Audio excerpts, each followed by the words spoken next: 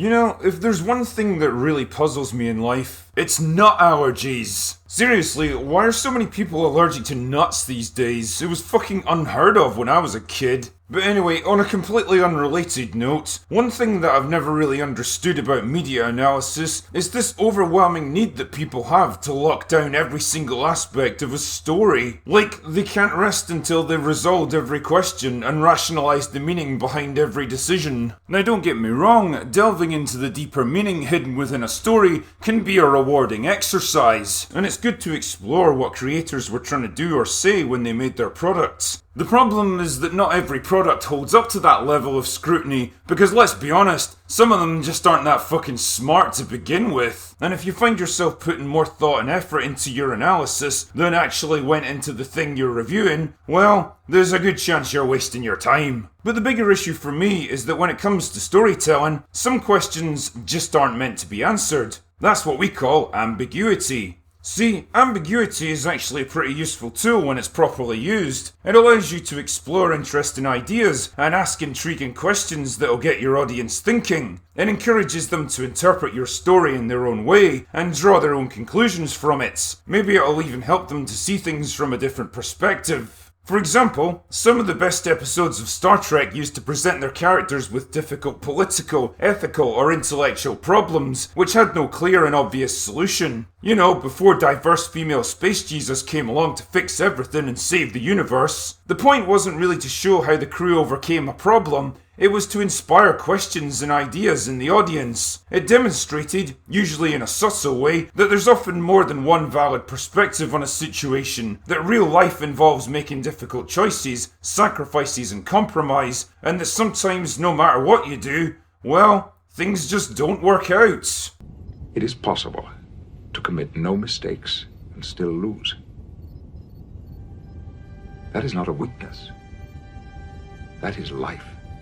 Remember when writing was smart and subtle and thought-provoking, trusting the audience to have a bit of intelligence and common sense? I miss those days. Now, ambiguity can come in a lot of different forms, but one of the biggest and most thought-provoking is the moral kinds. What the fuck do I mean by that? Well, consider the video game The Last of Us. It's a story about two people named Joel and Ellie trying to survive in a post-apocalyptic world where a mutant strain of fungus has infected most of the world's population, reducing them to mindless zombies. Civilization has collapsed, and all that's left are a few scattered groups of survivors that are gradually falling apart. If you get bitten by one of these zombies or breathe in the spores that they produce, well, you're fucked. So the general gist is that humanity is on its knees, and there's no clear way out of it. But at the climax of the story, you find out that Ellie is immune to the infection, and one of the factions involved can harvest a cure from her body. Nice work, chaps! The problem is that there's no way to extract the cure without killing her. Naturally, this leaves Joel with a bit of a conundrum. Does he sacrifice one innocent life to potentially save tens of thousands more? Or does he give up the cure to protect his surrogate daughter? This is where the element of moral choice comes into play. On the one hand, you could argue that trading one life for thousands or even millions more is a rational transaction that he shouldn't hesitate to make.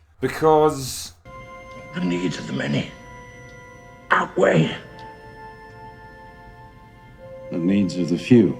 On the other hand, you could argue that Joel is only responsible for protecting the people around him, and bigger questions like the survival of humanity are simply too huge for him to control. You could also reasonably argue that killing an innocent person for any reason at all is morally wrong, and therefore he couldn't allow it to happen. And that's not even mentioning the fact that Ellie isn't even aware of this situation, and so isn't able to make the decision for herself. Like I say, there's lots of different perspectives on this one, all of which have some degree of merit, and which one you consider to be correct kind of depends on your own personal outlook and worldview. The point though is to present the audience with a difficult moral problem that has no obvious solution, and encourage them to ask themselves, what would I do in that situation? In the end, it's not a choice that the player actually gets to make in the context of the game. Joel chooses to stop the procedure and rescue Ellie, killing those who try to stop him, sacrificing the prospect of a cure, and possibly condemning thousands of people to their deaths. Why? Well, for the simplest reason of all. He loves her. In the course of the story, they've saved each other's lives, they've fought and killed for each other, and they've grown to love one another. They've formed a bond that can't be easily broken. Just as no father would be willing to kill his own daughter, so Joel refused to give up Ellie's life, no matter the cost. So he saves her, and he even lies about what happened to spare her the guilt, shouldering the burden for himself. The game ends with the two of them facing an uncertain future, but prepared to take it on together. Were Joel's actions correct from a moral perspective? Well, not really. He killed people to rescue Ellie, he condemned many more to death in the future, and he lied to her about the whole thing. Those actions were all morally wrong, but they were also completely understandable given his situation and consistent with everything we know about his character. And in the end, the game neither condones nor condemns him for it. That is the power of ambiguity in storytelling. The writers of the game were smart enough not to make arbitrary judgments about Joel's decision or try to lecture us about what he should have done because they knew they didn't have to. It was better and smarter and more appropriate to ask the question and allow the audience to find their own answers. What makes the ending of this game even more interesting is the subtle implication that Ellie kind of knows she's being lied to. I mean, look at her facial expression here. Does this really look like someone who totally believes what she just heard? But just like Joel, she's prepared to play along with the lie to spare him further pain. In other words, she too is willing to do and accept something morally wrong because she loves him just as much as he loves her. It's a pretty fucking cool resolution, delivering a complex, mature and believable ending that perfectly encapsulate the game's central themes of love, sacrifice and redemption in a harsh and unforgiving world. It reminds us that real life doesn't always provide neat, tidy resolutions to our problems, and that sometimes our flaws and weaknesses are the best part of what makes us human. Which makes it even more of a fucking ball ache that the sequel completely retcons Joel's choices, changing them from the desperate actions of a loving father into those of a selfish, bloodthirsty psychopath who deserves to be mercilessly punished for what he did. And to complete the betrayal, Ellie's tacit acceptance of what Joel had been forced to do was completely ignored so they could have a ridiculous and contrived argument, and she could berate him for the crime of protecting someone he loves. Ellie's gay, by the way. All of the subtlety and moral complexity of that game's ending was wiped away forever, replaced by something much more simplistic and contrived. Even worse, it tries to lecture the audience about the selfishness of his actions, completely ignoring the context of what was going on, and refusing to even let the man defend himself. The point I'm making here is that one game was smart and confident enough to deliver a morally ambiguous ending, trusting the audience to make up their own minds, and the result was one of the most talked about games of its generation. The other ones saw fit to undermine it and disrespect the character for the sake of some cheap melodrama, and it was widely berated by gamers as a result. All the fake awards in the world doesn't make up for the fact that nobody liked your fucking game, Neil. Ellie's gay, by the way.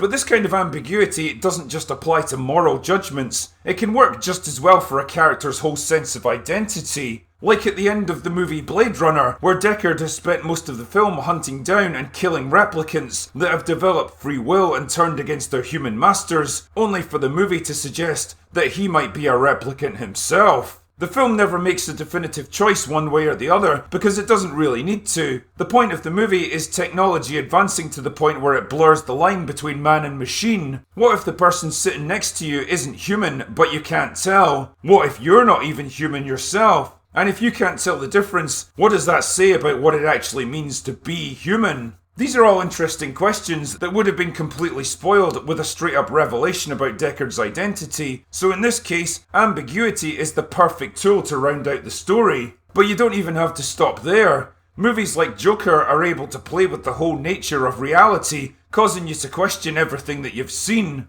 At one point, we find out that Arthur's girlfriend is nothing but a figment of his imagination, born out of his desperation for human contact and his increasingly unstable mental state. Fair enough, but we've seen this kind of thing plenty of times before, so it's not exactly shocking. But the movie goes one step further by getting Arthur involved in an escalating series of events, from a desperate act of self-defense that sparks a growing revolution, to killing a man on live TV, to getting arrested, and ultimately freed by rioters that have taken over the entire city. The film ends with Arthur in a psychiatric hospital with no real explanation of how he got there, causing us to question how much of what we've seen actually happens. Did Arthur fantasize about appearing on TV and killing the talk show host? Did he imagine the rioters freeing him from that police car? Or was the entire movie simply the product of his own tortured mind? The film doesn't provide any concrete answers to these intriguing questions, because once again, it absolutely doesn't need to. The point of the movie is that it's told by the most unreliable of narrators. It's an insight into the fractured mental state of a man who increasingly struggles to separate fantasy from reality, and what better example of this is there than making the audience doubt everything that they've seen?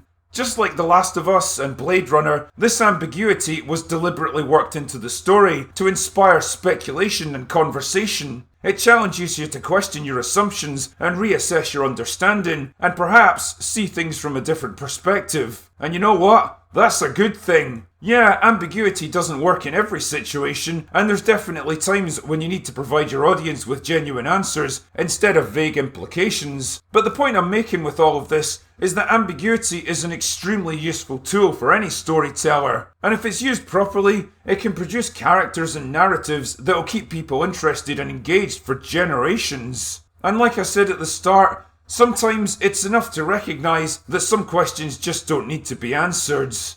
Anyway, that's all I've got for today. Go away now.